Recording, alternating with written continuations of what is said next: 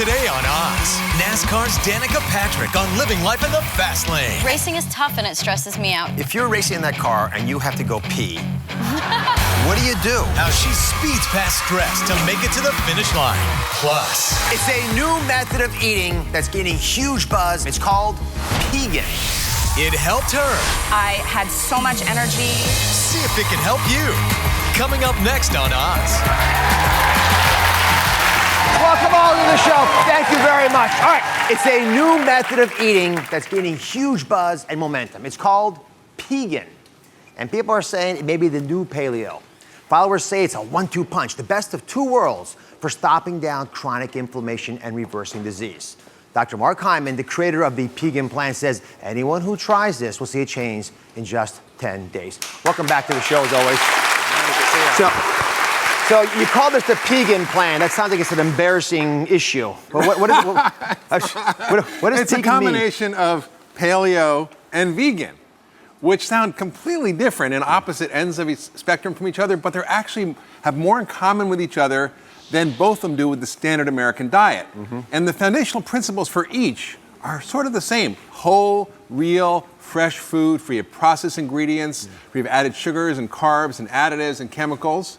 And they both can be done well and be healthy and have health benefits like reversing diabetes and lowering cholesterol, losing weight.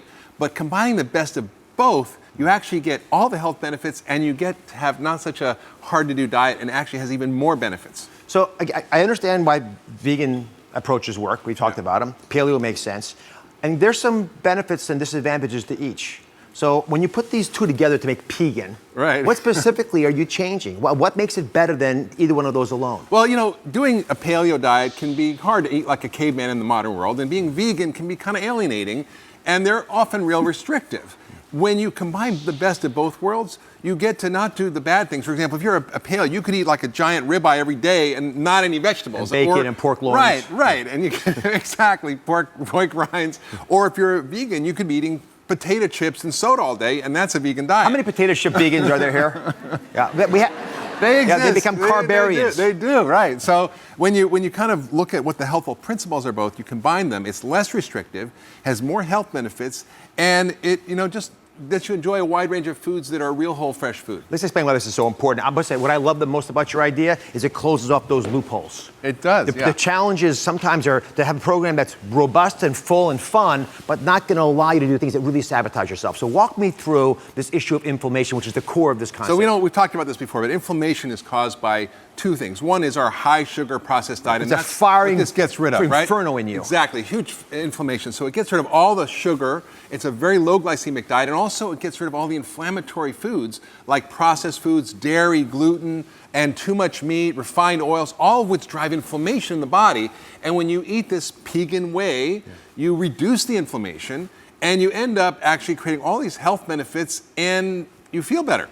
So it just calms down. Quiets the inflammation. Let's all do it together. That's what we're doing here. Calms down the inflammation. Because stress causes weight gain, everybody, right?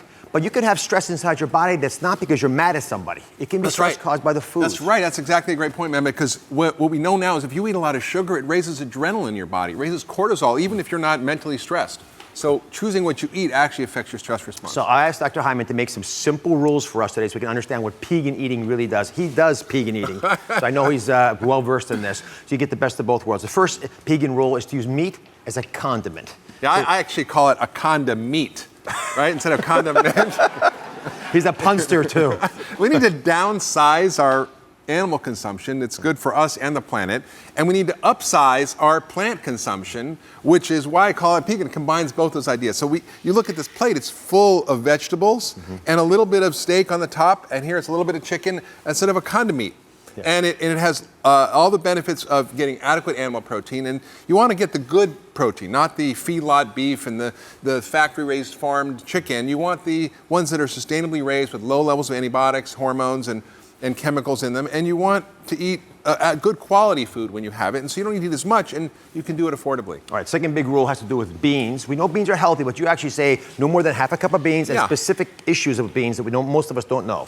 Right, so beans can be good. They're full of fiber, protein, minerals, but they also can be starchy. And they can, for people who are diabetic, can cause high blood sugar And for people who have digestive issues, they can be hard to digest. So I recommend eating less starchy beans, not such big ones like azuki beans or lima beans, kidney beans. Not the big ones. The small ones. The small ones. That's right. And about a half a cup a day, and see how you feel on it. All right. Next week, I get lots of gas with beans, which it doesn't bother me as much, but I completely understand why it would mess people Exactly. with. And the beautiful thing about a Pegan diet is you can choose. You can not have beans, you can have beans, you can have grains, you can not have grains, you can have meat, you can have less meat. It's all okay as part of this wide-ranging variety that you can have as part of a Pegan diet. But no chips.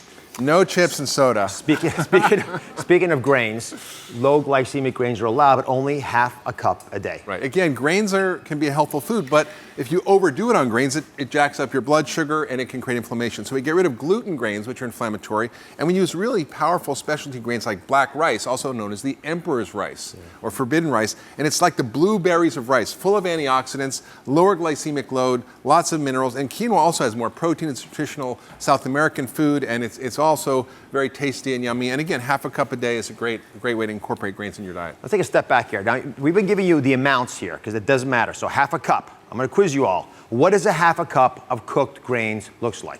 So is it the size of a grapefruit? Is it the size of a light bulb? Size of a golf ball? What do you guys think? Yell it out. A lot of folks saying golf balls. I'm not that strict.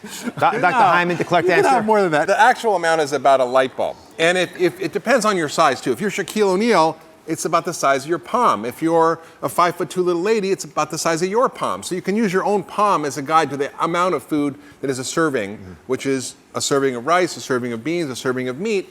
The size of your palm is a good indicator. What you can hold in your palm. It's like the size of your, not what you, because you can kind of pile it up, right? You don't want to pile it up. He's like an accountant size now. Of the palm. It's like an accountant. All right, eggs are a big opportunity here, and a lot of folks are confused by eggs because we keep changing the rules. So so confusing. Eggs are good, eggs are bad. What do you believe? It's confusing, right? Well, eggs, it turns out, are not so bad for you, and they are not linked to heart disease. And in fact, they're full of protein. They're a great source of choline, which is great for your brain, vitamins and minerals. So you don't have to go for the egg whites. You go for the whole egg. In fact, the new dietary guidelines have eliminated cholesterol as something we should restrict from our diet anymore. So eggs have been exonerated. Get it? He'll be here all week. Try the corned beef. All right. Let's talk about how this works in reality. A patient of Dr. Hyman's is joining us. Her name is Robin. How are you, Robin? Hi, nice to see you. So she's been Pegan for 6 months. So what made you decide to move in this direction? Well, I've been gluten-free for 10 years, thanks to Dr. Hyman, and dairy-free, and I still was not feeling well. I still was bloated and had reflux, and I wasn't regular in the way that your show loves to talk about. Yes. So I said, what should I do? What should I do? So I decided to go Pegan and see if that helped. And did it help? It made a world of difference. My reflux completely disappeared. I had so much energy. My brain fog started going away, and I was regular and rolling. and the beautiful part about this, you can eat a ton of food. Look at Robin's lunch. It's a giant plate of vegetables that you can eat as much as you want of. You can fill up on that. It's unlimited refills, and that's because these are very low in starch, high in fiber, lots of vitamins and minerals. It's super nutrient dense, as opposed to filling up on a lot of starchy grains and beans or a lot of sugar and processed food. Give me an eye quickly. So this is your breakfast? This is my breakfast. What I would do, I'm a working mother of 2, so you don't have a lot of time to prepare things. On Sundays, I make a huge vat of roasted vegetables, anything you want, pretty much everything in here. I love Brussels sprouts and all of that. And I put them in muffin tins, and I use 6 eggs and then 6 more egg whites, and then I bake them. Yeah. And you have these little egg cups that you can just grab on the go. So I have this for breakfast. Yeah, little egg muffins. Like a new egg McMuffins. I am very proud of what you've done. Thank you very much, Dr. Hyman. Thank you. Wonderful concept, the Pegan diet. You can find all of Dr. Hyman's Pegan rules on DrOz.com. I'll be right back.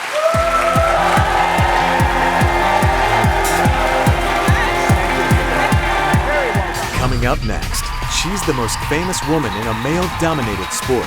The First Lady of NASCAR, Danica Patrick, is here. But when she's not racing around the track at top speed, she's putting her health into high gear. Coming up next. All new Oz. She wants to give them unhealthy food. This family can't stop fighting. You're ridiculous. He has type 1 diabetes. Why would you give him candy? Dr. Oz has what they need. Step-by-step plan to resolve family conflict. That's coming up tomorrow.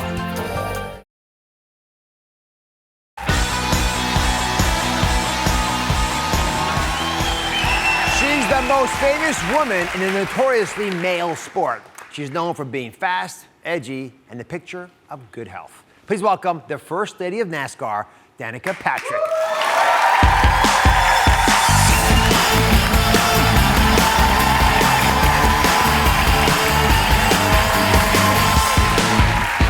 How are you? I finally get that down. You're so cool. Well, I love this show, so don't you guys?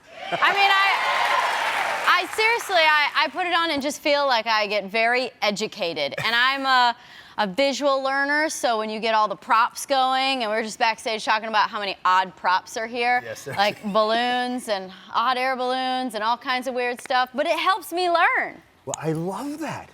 Well, so do I. You know, people look at you and they think, my goodness, she's been able to do so much in so many different ways, things that you'd never think a woman could do. And I'm just going to say it out because I can't speak around that reality. But it's not just about racing cars. There's a picture that she posted on Instagram. Now look at this pose. Now that I think is pretty cool. Oh, thanks. That's downright sexy. So, are you able to do moves like that because you race, or does that kind of exercise allow you to race? Well, I would say that it helps me race. I think that the most important things in a car are, well, the most important things in life are probably strength, flexibility, and endurance. So, especially in a race car, like when there's an impact, you know, you want to be flexible so that your body doesn't break, it bends, right? Sure. Is that good? Am I doing the right thing? No, you're doing absolutely the right thing. And I think that it really helps my mind too, more than anything, because I feel like we're so limited by what we think we can and can't do. Or I suppose can't do. If we think we can do it, we will. So, you know, testing yourself, and like that was a pose that I hadn't tried in so long, and I feel like I'd always be too afraid in class to try it. So I kind of like doing stuff at home because it allows me the chance to fall and not look like a total idiot. Or not hit somebody, because that's also very mean. But in your day job, when you fall, it's pretty risky. What is the mindset that's required to race around that track at 200 miles an hour? It's a focus, but it's kind of like a blank focus. Like you're not really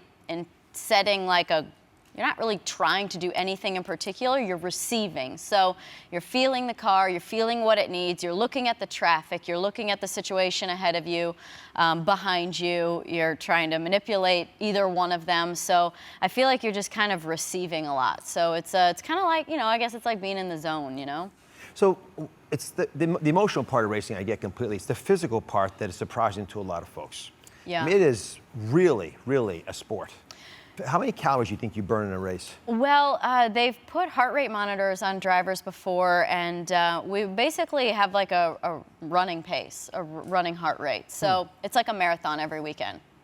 So you have to stay hydrated. So I really should not stop racing because I'm gonna have to work out so much more. That's Because right. if I don't do it, like I do 38 marathons a year then apparently. So when you're, it's a personal question if you don't mind, this is a doctor show. If you're racing in that car and you have to go pee, what do you do? That leads me to a good question actually. You can go.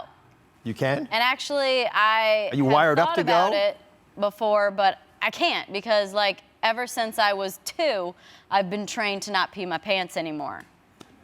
Is that what drivers do though? When They can. There are some that do, I think. Yeah, but it's kind of, I got to sit back in that seat again, and I don't really want to sit here and. You probably don't actually have to pee when you're racing because you're sweating so much. But very rare. I mean, Yeah. you do have to pee every now and again, but it's always holdable. yeah, so if you should actually sort of have that urge by the time you're done racing, and if you're not Yeah. well hydrated, that's not going to happen. So it's a way I of do a testing. lot. Actually, I pee as soon as I get back to the bus, like I have to go to the bathroom. It's the next one that might take a while. But yeah, I do try and keep ahead of it. One thing I've always wondered about race car drivers, because you're guys racing and jostling with each other, and I have a problem, you all know this, with road rage. I just go psycho. I do too.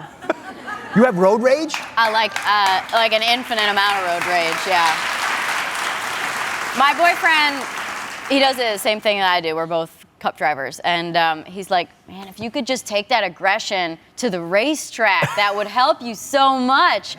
I do. I get super fired up when I'm driving. I feel like I can teach everyone just a little lesson on the road. I might cut them off a little and be like, maybe they'll think twice about hanging out in the left lane, going the speed limit. Pegan, yeah. Can you imagine Danica Patrick driving by you, pulling you over? All right, I want to turn to an important health mission Danica wants to share. She wants to get this message across, and I love it. I share it as well. She's set up an interesting hidden camera experiment so you would never forget this little lesson. Take a look. Hi, how are you? What can I get for you today? I'm gonna go fish tacos. Fish taco salad? Yeah. Great.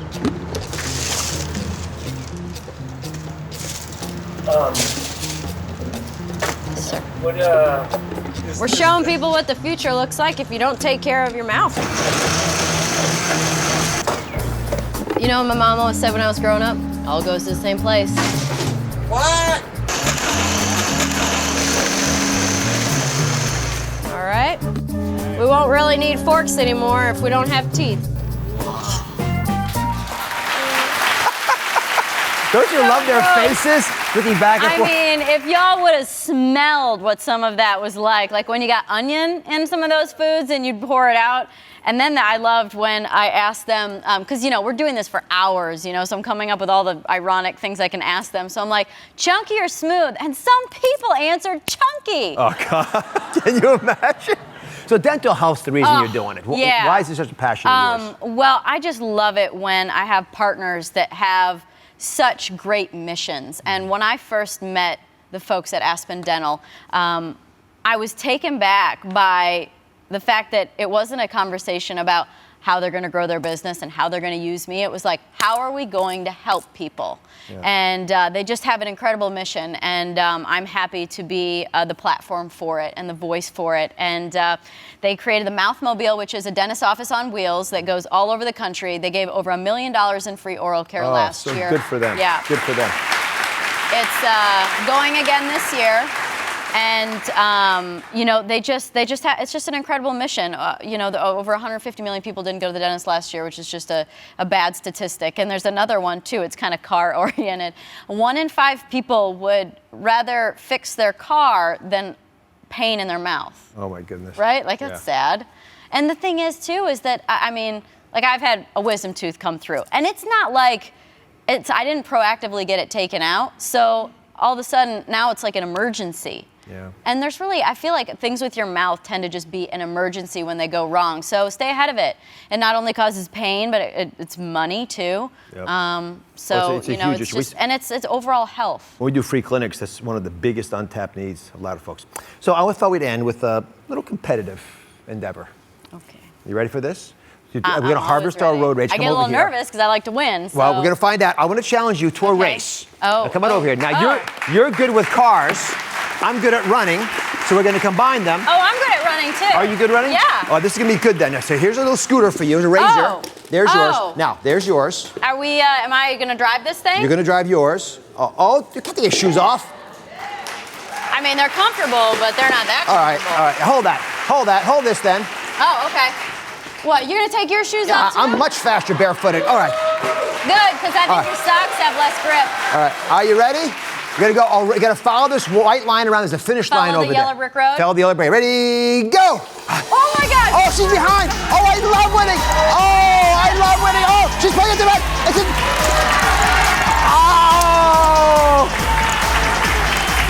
She did it. The unbeatable Danica Patrick. Very competitive. I love beating you. Oh, good luck to you. We'll be right back. Next, harsh lighting and hateful mirrors. The dressing room can be a painful place for many of you. Learn how to choose clothes that help you look good and feel good about yourself. The rules to never feel fat shame in a dressing room again. Coming up. Hey Dr. Oz, it's Caroline Manzo sending you big hugs and love from New Jersey to congratulate you on your 1000th episode. We're so happy for you, Mehmet. I'm only allowed to call you Dr. Oz.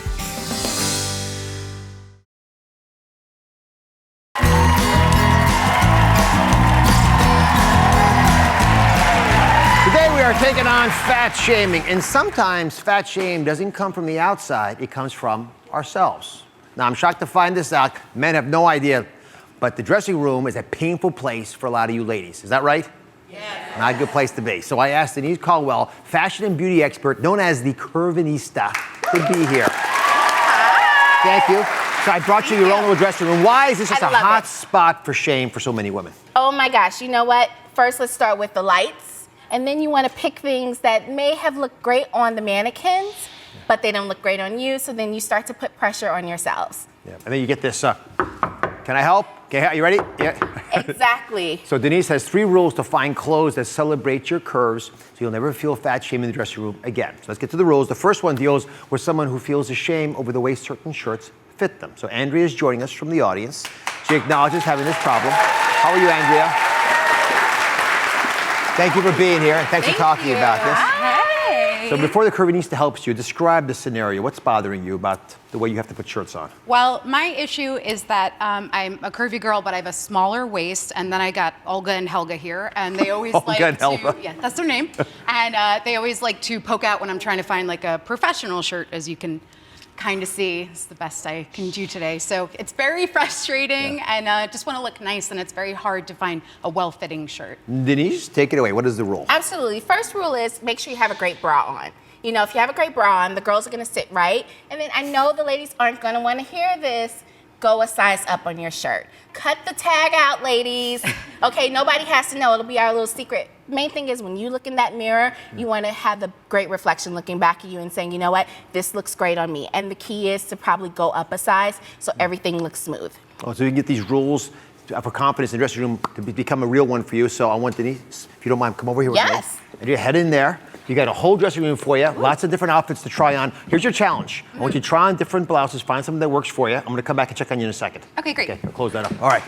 Now, while she tries that on, let's get to the next rule. Yeah. Who here fat shames themselves when they're putting on jeans? Let me show of hands. Come on over, man. Thank you for coming. What's your first name? Tiffany. Tiffany, all right. Let me hear your story. What's the biggest obstacle to finding jeans that make you look the way you want to look? I bring in like 4 different sizes into the fitting room. Nothing fits right. My butt doesn't fit. My thighs don't fit. It's too tight. It's just frustrating.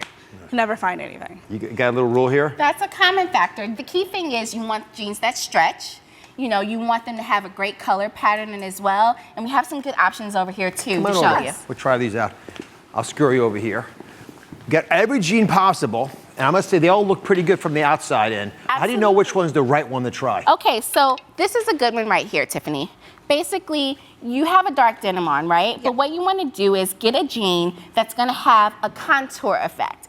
Darker on the outsides, so darker on your hips and where the butt is, and in the front, it slims the thighs, but you're still trendy because now you see white jeans, you see lighter colors. You still want to get something that has the lighter color in there, but still has darker on the outer rims because it's going to basically give you that slim silhouette. You should start a Curvinista line of silhouette jeans. I would love to, Dr. Oz. Your first client. All right, let's welcome back over here. Escort us over there. I'm going to go back and check on our blouse over there. You can come with us if you want. You can have a seat if you want. Okay.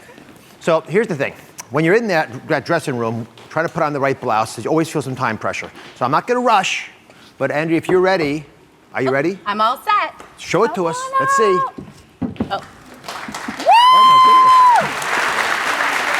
goodness. They look good. And she looks great. She still, you know, can wear her statement necklace. And, you know, I'm pretty sure we had great sizes in there, but there's none of that gaping. You know, she has a great bra underneath as well, and it just really streamlines it. She wanted to be cool, girl. She could roll up the sleeve a little bit. You know, it's just a great staple to have in your wardrobe, but make sure it's a pop of color, because that brings the eyes and it's just vibrant. Andrea, what do you think? I love it, and I have to admit, like, I'm guilty of buying a size too small, but I feel more comfortable in this. You know, it's paradoxical. I understand why people try to get a smaller size, but for that 1 second of pain when you cut the tag out, you have years of joy because you actually look the way you want to look in the shirt. Right. I'm happy for you. Thanks very much. Have a seat. Thank you. We get to the next rule.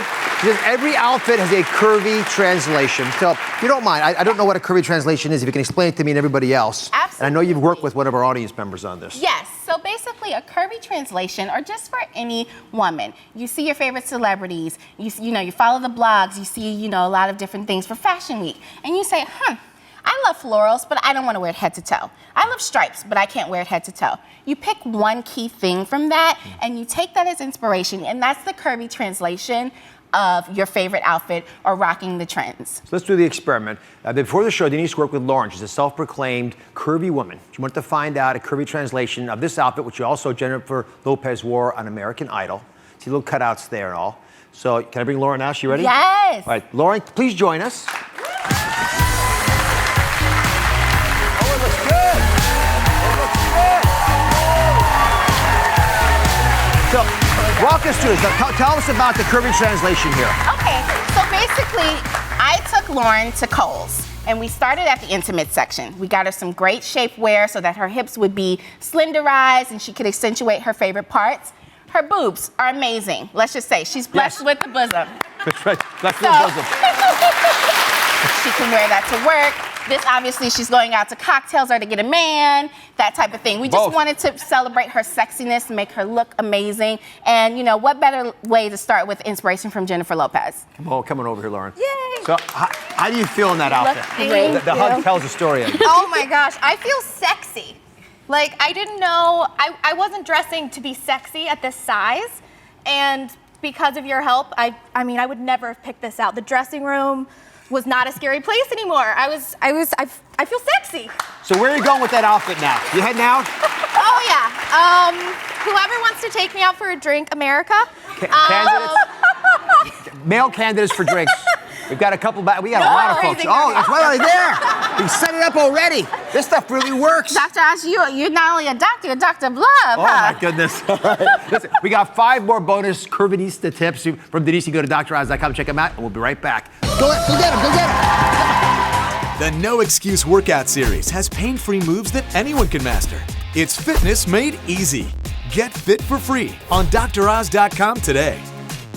Next, do you find it hard to stick with your diet? Are you always hungry and never feel full? Stop depriving yourself. This hungry girl uncovers the biggest traps that are sabotaging your diet. Slim down with her tips, tricks, and tasty swaps without starving yourself. Next.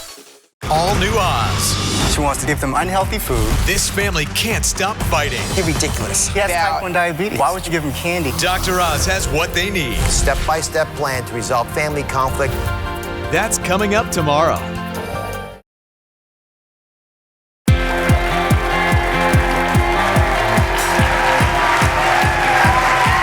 Now be honest, do you ever say to yourself, I'm so hungry and I never feel full? Does that come up any time in any of your lives? Yes. So to help out, I've invited the woman who's inspired millions to slim down with her tips, tricks, and tasty swaps. She's back with her new book to help uncover the biggest traps sabotaging your diet. She's Hungry Girl, Lisa Lillian. Welcome. Why is it so difficult, so challenging for women to stay on a diet when they start the program? You know, you hit the nail on the head. People are hungry. I'm hungry. We're all hungry. And when they diet, they just feel like unsatisfied. And the calories that they're allowed to eat in order to lose weight are often very unsatisfying. So they give up.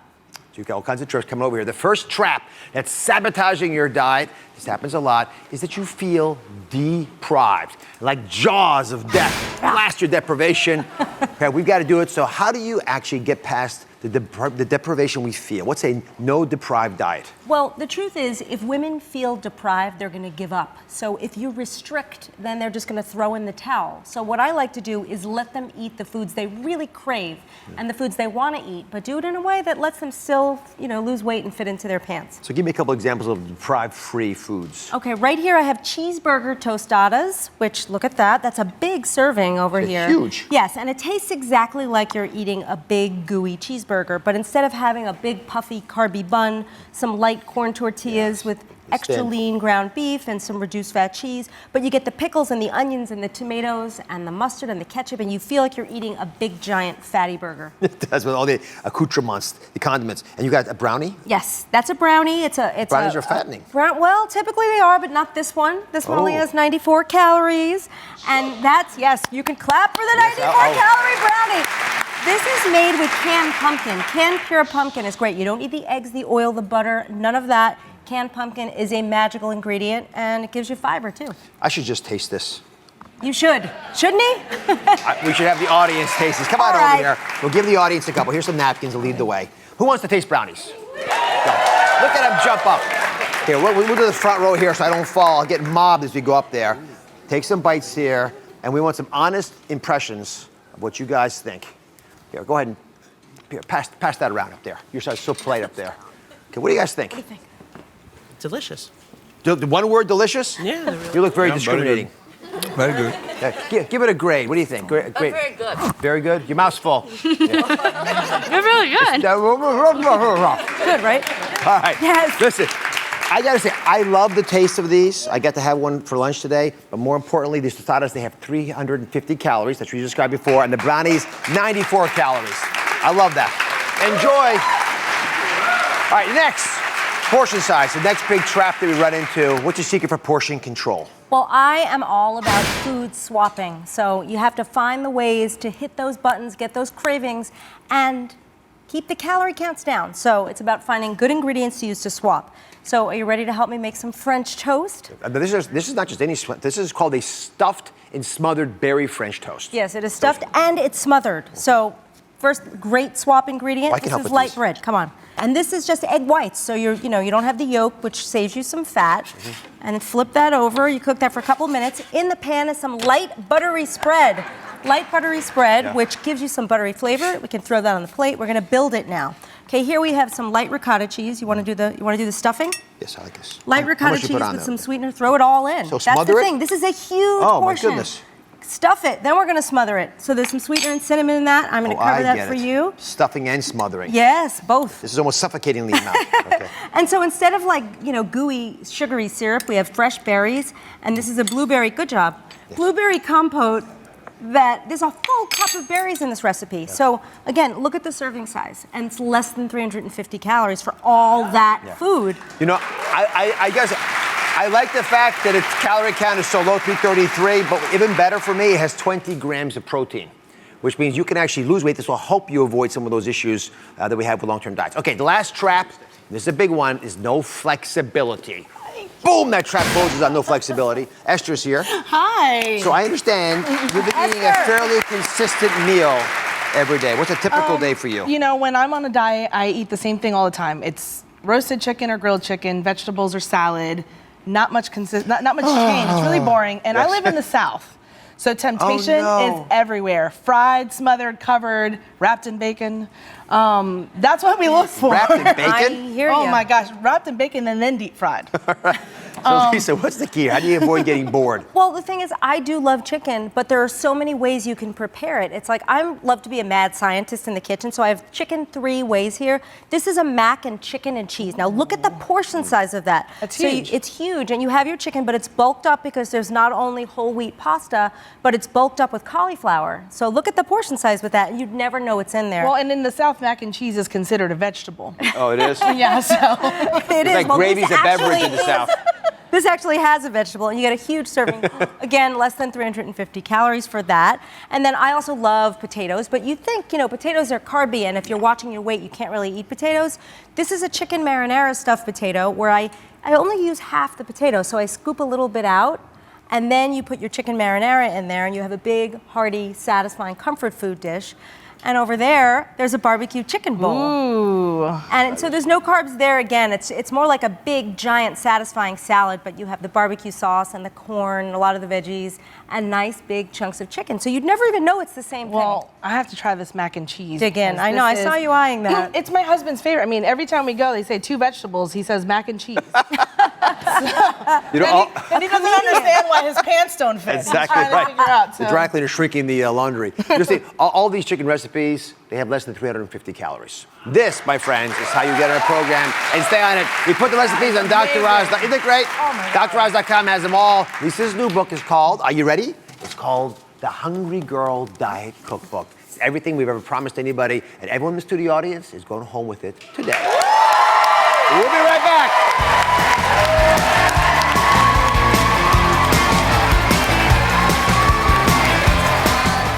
Coming up next, a couple on an extraordinary life-saving mission, driven by their devastating loss, are putting your children's hearts to the test. Their inspirational story could change you and your family's life. Coming up next. A daytime television event. Emmy Award-winning Dr. Oz celebrates his 1000th show with Hugh Jackman, Thursday, May 7th. That's coming up on Thursday.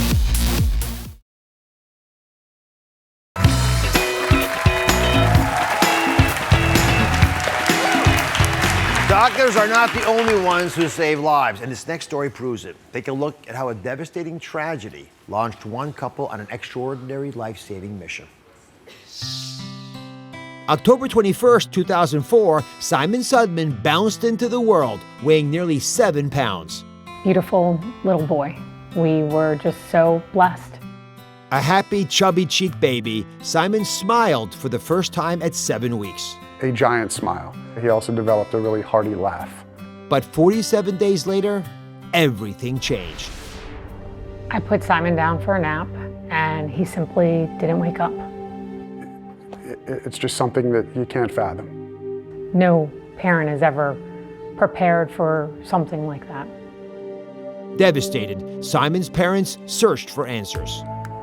He was diagnosed with SIDS, sudden infant death syndrome. What we found is SIDS is a term that's used when they don't know anything else.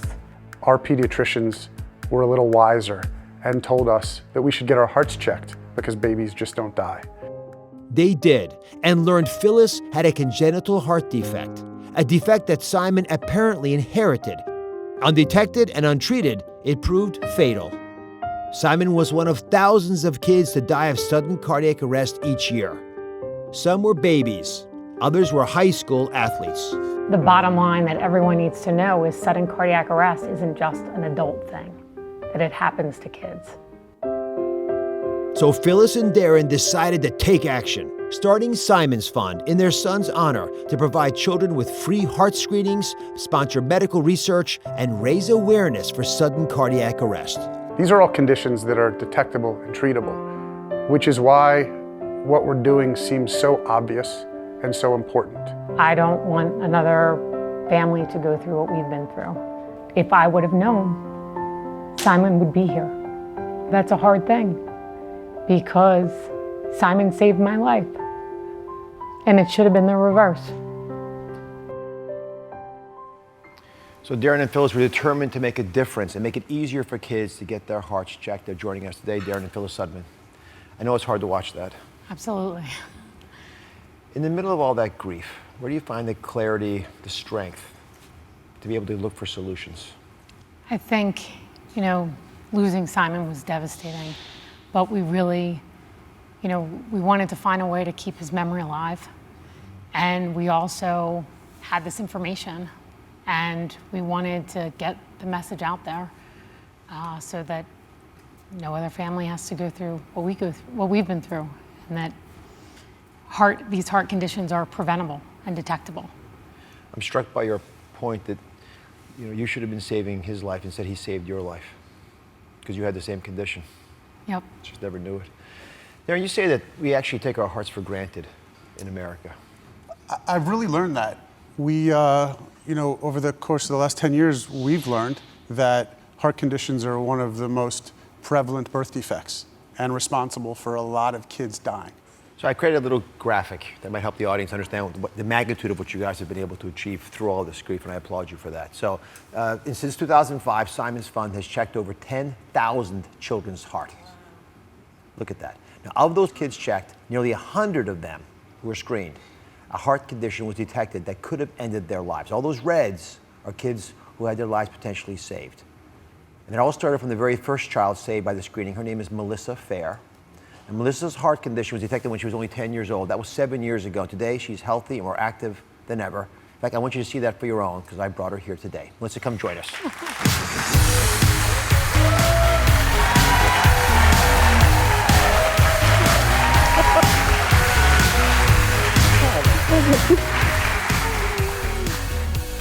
Well, we didn't want to warn you ahead of time. It would have taken all the fun out of it. So I'm going to come back to you in a second. Why does this make you emotional? Because just having her here, it's incredible, incredible. What's amazing about Melissa's story is she had open heart surgery on what would have been, it was the anniversary of Simon's death, on the third anniversary of his death. So it's just incredible, incredible. And I'd love if you just talk to this wonderful couple, the Sudmans, and tell them what it means to you and how this changed your life, what they're doing. Every day, every time I look in the mirror, I remember how lucky I am. My family and I will always be so grateful to Simon's Fund for saving my life. And thanks to you guys, I am now able to continue the rest of my life. And in the fall, I will be attending Penn State University, as you know. And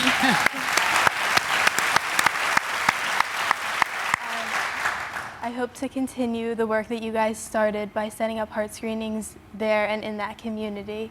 And I can't wait to check hearts and save lives. I love that you could take something that painful and make something positive out of it. God bless you for what you're doing. Congratulations in college. Thank you. You can also find out how to donate to Simon's fund or host a screening on our website. We'll be right back.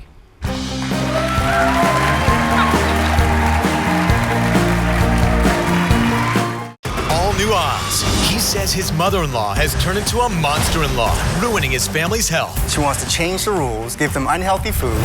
I don't want to talk about this with you because you're ridiculous. A battle for control that could tear this family apart. He has type 1 diabetes. Why would you give him candy? Nobody's going to tell me what I can't give my grandchildren. Dr. Oz has just what this family needs. Step-by-step plan to resolve any family conflict that could be making you sick. All new Oz. That's coming up tomorrow.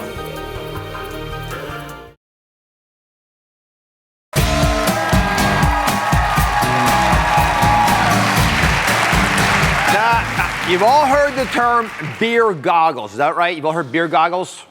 Right? Yeah, that's the way it happens after you've had a few drinks and everyone starts to look pretty attractive to you. Well, I've got a new term for it that it's a little different. It's called wine glasses. Now, here's why I'm calling them wine glasses. British researchers showed people a series of pictures of models who were either sober or had a glass of wine. Think about this. All they did was have a glass of wine to get a picture of themselves. They found that the models who drank a glass of wine looked more attractive than the sober models. Now, why would that be? The theory is that the allure comes from the increased blood flow and facial flushing when you have that little glass of wine. Another theory is that the wine boosted the spirits of the models, making them smile subtly and relax. However, moderation still wins. Get this. The models who drank 2 glasses were not viewed as more attractive. You only need 1 glass to look more attractive. Stop at the first glass. Cheers to all of you.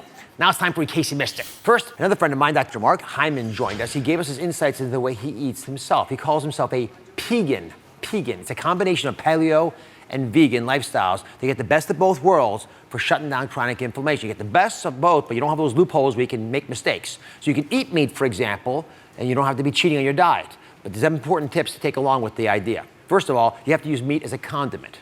You put it on top of the vegetables like I'm showing you here. It's not going to be the main part of the dish.